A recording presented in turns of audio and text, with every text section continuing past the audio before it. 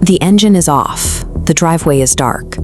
You're sitting in the driver's seat staring at the blue light of your phone, while the loading circle on your banking app spins. When the balance finally appears, it's a number so low it feels like a physical blow to the chest.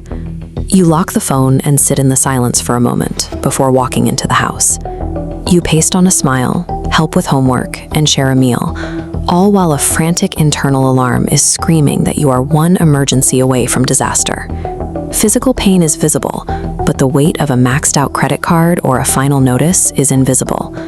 It's a burden that feels too heavy to share and too shameful to admit, so you carry it alone to protect the people you love.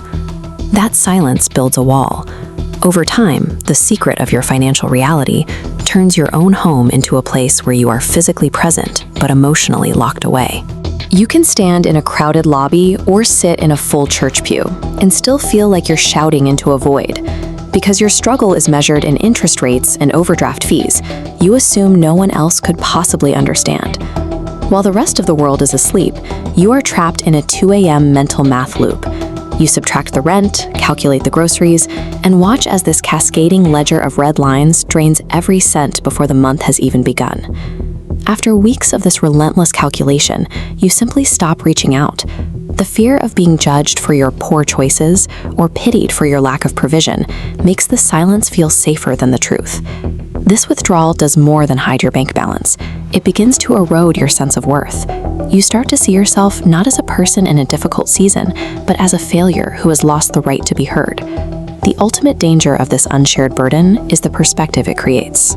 When you feel invisible to your community, it becomes very easy to believe that you have become invisible to God as well. This web of financial anxiety serves a purpose beyond economics.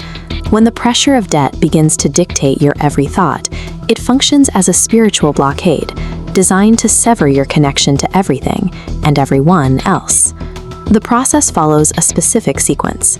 First, the silence, then the withdrawal, and finally, the collapse. If you can be convinced to hide in the dark, you become much easier to overwhelm. The enemy uses money to attack your identity, attempting to convince you your value as a human being is tied directly to your credit score or your ability to keep up with the world's standard of success. As you sit with the bills, a specific lie takes root. The idea that God is a generous provider for others, but for some reason, he has decided to look the other way regarding your needs. Once you believe that your financial lack is proof of God's absence, you begin to drift. You stop praying for provision because you've already accepted the conclusion that no help is coming. The book of Isaiah counters this feeling of abandonment with a striking image.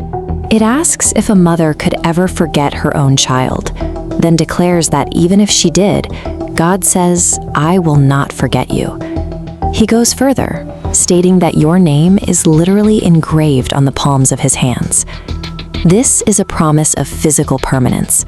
You are a fixed part of his identity. This means God is intimately aware of your spreadsheet.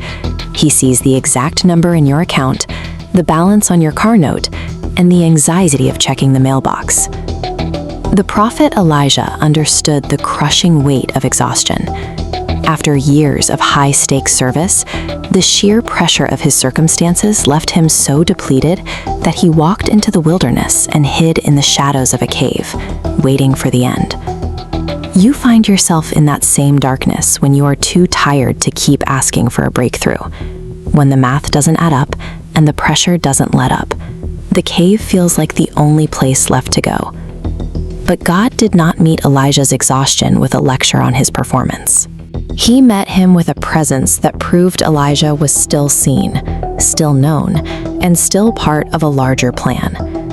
God's answer to Elijah's despair wasn't found in a violent wind or a roaring fire. It came as a still, small voice, a whisper that cut through the noise of his panic with absolute clarity. That same whisper is present in your financial struggle. God isn't condemning you for being overwhelmed. He is reassuring you that he still holds the blueprint for your life, even when the current page looks empty.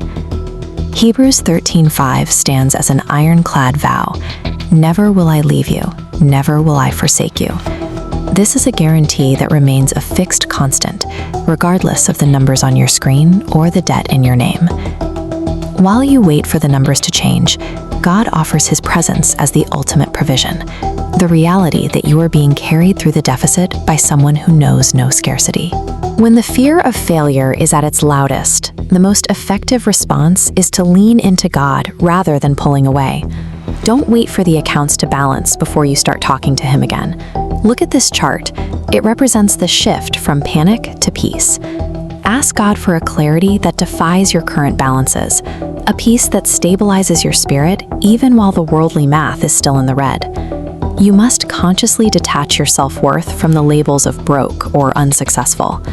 You are a child of God, a status that remains untouched by inflation, interest rates, or economic shifts. You are fully known. You are being watched over by a Father who sees the struggle in the parked car, and He hears the quiet prayers you're simply too tired to speak. You are not fighting this economic battle alone. God is a provider who moves in ways the world cannot calculate. If you are ready to trust Him with your burden, type "God is my provider" in the comments below.